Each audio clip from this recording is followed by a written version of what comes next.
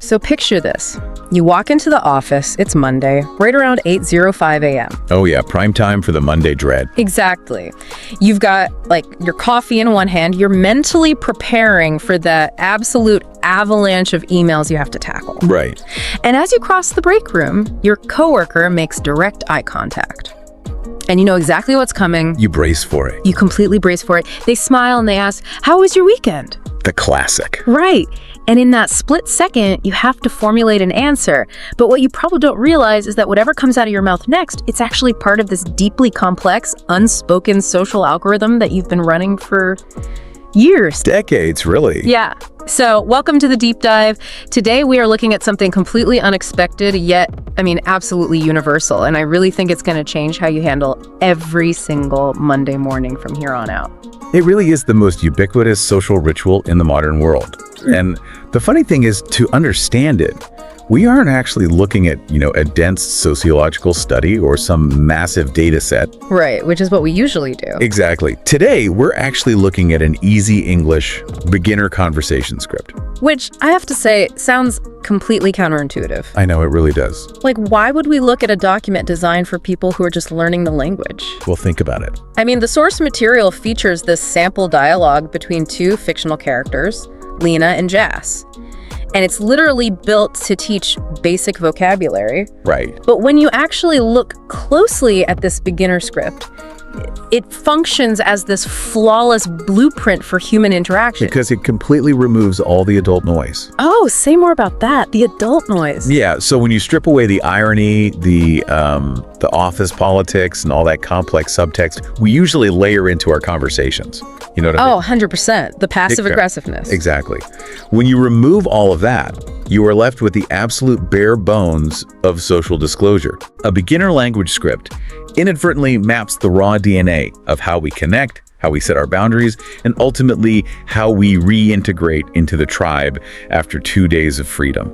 Reintegrating into the tribe. I absolutely love that framing, because before anyone can even give an answer, the conversation actually has to be initiated, right? It does. Someone has to make the first move. Right. And our source material highlights 3 very specific ways people open this dialogue. The script gives us, how was your weekend? What did you do on the weekend? And did you enjoy your weekend? Right. The big 3. The big 3. Now, on the surface, those look like 3 ways of asking the exact same thing. But I sort of think of these questions as the social handshake of the work week. Oh, the social handshake. I like that. Yeah, because you can't just walk up to a coworker's desk and immediately demand, quarterly financial projection. No, that violates the social contract entirely. It totally does. You have to initiate the handshake first. The handshake is mandatory. In evolutionary psychology, anthropologists talk about this concept of social grooming among primates. Oh, right. Like the monkeys picking bugs out of each other's fur. Exactly. They do that not just for hygiene, but to establish trust, to maintain group cohesion.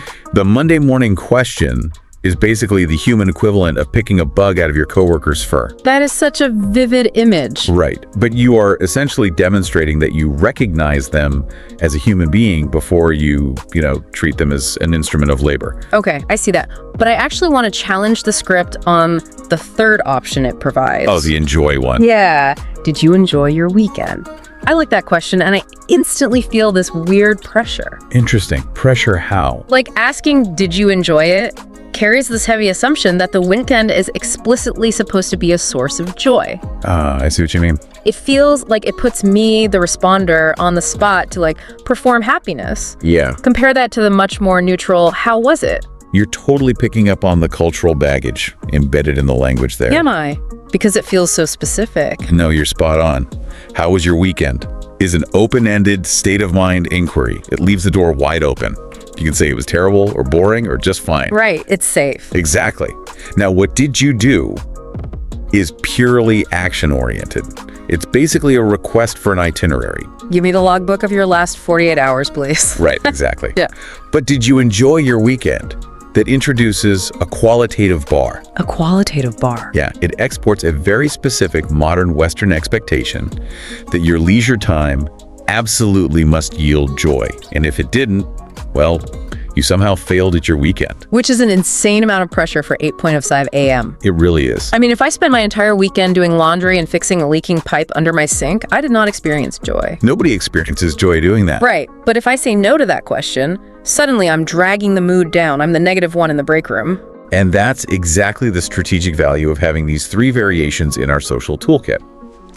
The speaker gets to choose their preferred angle of entry. Okay, how so? Well, if you are close with a coworker, you might actually ask about their emotional state. But if you aren't close, you stick to the action-oriented "what did you do?" because it's just safer. Ah, I see. Even in this beginner English curriculum, the speaker is actively being taught how to calibrate the initiation of intimacy. Wow. Okay, so the handshake is initiated. The bug is being picked from the fur, so to speak. The bug is picked. Now you are on the hook, you have to respond. And the source text provides what I can really only describe as a masterclass in the positive pivot. Oh, it's a very delicate maneuver. It really is. You have to answer the question without completely overwhelming the person who asked it. Right, you don't want to overshare. Exactly. So the source gives us these simple baseline answers. Lena, who is our focal character here, teaches the learner to say things like, "It was great," "It was really good," "I had a nice weekend," or "It was fun." The classics. Right. And then her conversation partner, Jas, steps in to demonstrate how to add detail. Right, the follow-up. Yeah, you use phrases like, "I spent time with my family," "I relaxed at home," "I watched movies," or "I went out with friends." And honestly, I read this and immediately thought of the structure of a newspaper article. Oh, that's an interesting comparison. How so? Well, the simple baseline answer, saying, "It was great," Yeah. that's your headline. Okay. It sets the tone immediately. Then the specific detail like, "I watched movies," is your subheadline. Right. It provides the hook for further conversation if, and literally only if, the other person actually wants to engage. They have an out if they don't. Exactly. But here's where I kind of get stuck. Okay. Why does the source focus on such mundane, highly universal, frankly boring details? You think they're boring? Well, yeah. Family, home, movies, friends. Why is this the core curriculum? If we were talking about human connection, shouldn't we be encouraging people to share something real? But is it actually about real connection, though? Or is it really about protecting the ecosystem? Protecting the ecosystem. Yeah. The reason those details seem boring to you is because they are universally safe. Okay, fair. Think about the biology of an office environment. If your headline is, "It was a nightmare," you are instantly spiking the cortisol levels of the person who asked. Right, they're like, "Oh no, what did I just step into?" Exactly. They didn't ask, "How was your weekend?" because they were ready to do deep emotional labor for you at 8 a.m. Yeah. They asked it to maintain social harmony. See, I'd argue that's entirely selfish, though. Selfish. Yeah, it's not about protecting the ecosystem. It's about protecting yourself from having to actually care about your coworker's messy, complicated life. We enforce this positive pivot because we don't actually want to know the truth. Well, selfishness and social preservation, they often overlap. That's a fair point. Let's look at the psychology of your subheadline concept. By adding a safe, relatable detail like, "I watched movies," or "I spend time with my family," you actually serve a very specific function. Which is? You are inviting connection without oversharing. Because human beings have a strict cognitive limit to how many relationships they can meaningfully maintain. Oh, like Dunbar's number. Exactly. Yeah. We simply don't have the mental bandwidth to deeply empathize with the chaotic weekends of 50 different coworkers. No, we really don't. I'd be exhausted. Right. So we rely on the positive pivot. You establish the baseline basically saying, "I am okay. There is no crisis you need to manage." And then you offer a tiny token of personal information. It's basically intimacy with guardrails. Intimacy with guardrails. I'd be like, "I'm letting you into my life, but only the foyer. You can look at my umbrella stand, but we are absolutely not going down into the basement." That is a perfect way to visualize it. Almost everyone can relate to watching a movie or being at home. It gives the initiator a thread to pull on if they want to. They can ask, "Oh, what movie?" But crucially, it doesn't force them into uncomfortable territory. Because if you say, "I spent the weekend arguing with my brother about politics," You've completely trapped the other person. They have no safe social exit. they really don't. Which actually brings us to the live simulation in the source text. Right, the dialogue. Yeah, the document doesn't just feed us vocabulary, it gives us Lena and Jas actually having this conversation in real time. Putting it into practice. Right. Jas asks Lena how her weekend was. Lena executes the headline and subheadline maneuver perfectly. Textbook execution. Literally. She says, "It was great. I spent time with my family." Jas replies, "Oh, nice." Then Lena adds, "We watched a comedy movie." And Jas closes the loop with, "Sounds fun." It's a remarkably efficient transaction. It is, but I look at Jas's responses like the, "Oh, nice," and "sounds fun," and I can't help but feel a little cynical about it. Really? Why? It's cynical. Well, is the actual goal of this conversation for Jas to gather data about Lena's media consumption? Like, does Jas actually care that it was a comedy movie? Or is Jas just playing a required, somewhat hollow social role here? Ah, I see. But the hollowness is a feature, not a bug. A feature? Absolutely.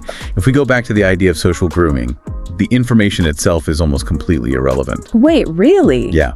Jas is performing the critical function of the active listener.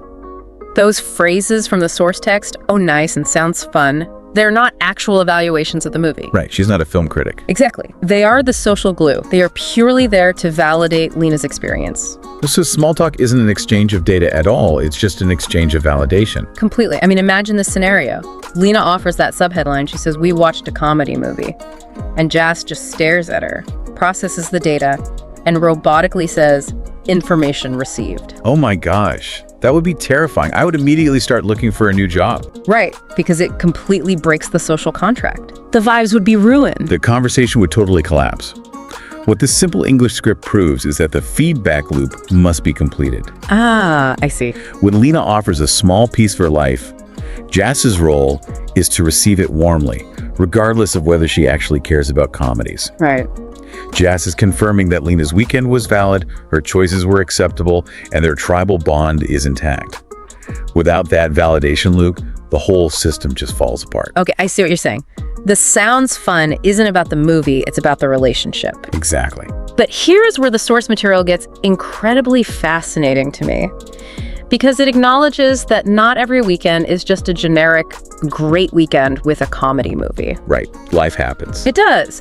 And the text provides this strict taxonomy for alternative weekend experiences, and it breaks them down into 3 distinct archetypes. It's basically a categorization of modern leisure, taught directly to beginners. Exactly.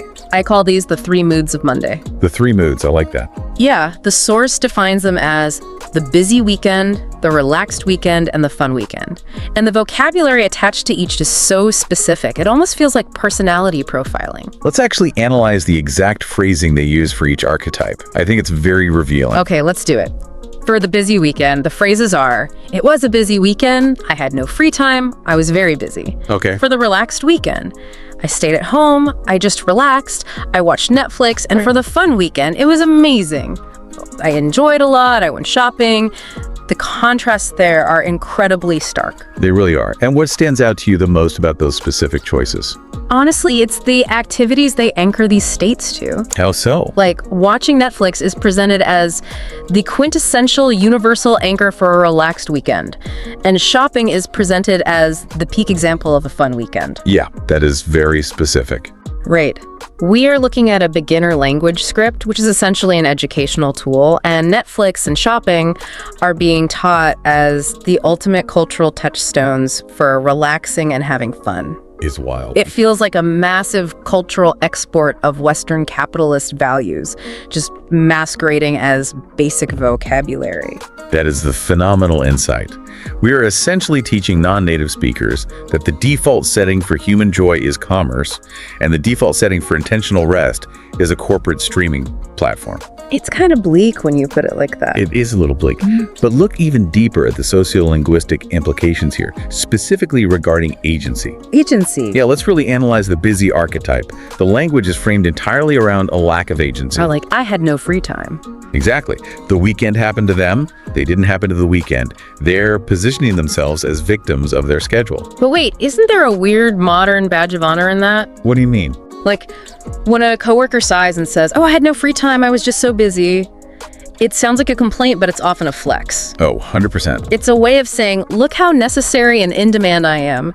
It's basically the martyrdom of the modern professional. Absolutely. It broadcasts importance through scarcity. Right. Now, contrast that martyrdom with the relaxed archetype. Yeah. I stayed at home, I just relaxed, I watched Netflix. Complete opposite. It is the complete opposite. It is the reclaiming of agency through intentional inaction. Reclaiming agency. I like that. Yeah, the speaker actively chose to pause.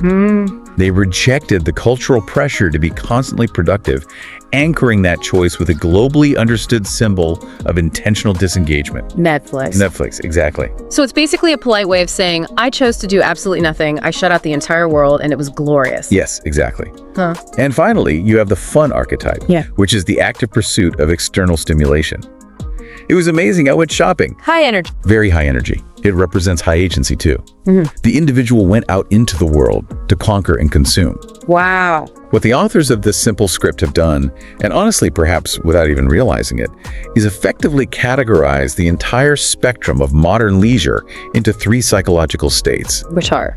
the absence of time, the intentional pausing of time, and the energetic consumption of time. That completely blows my mind. The absence of time, the pausing of time, and the consumption of time, all hidden inside a document meant to teach someone how to say, I had a nice weekend. It's really incredible. It really shows how deeply ingrained these social structures are. Like, we think we are just casually chatting by the coffee machine on a Monday morning. But we aren't. No, we are actually locating ourselves on this complex matrix of modern existence.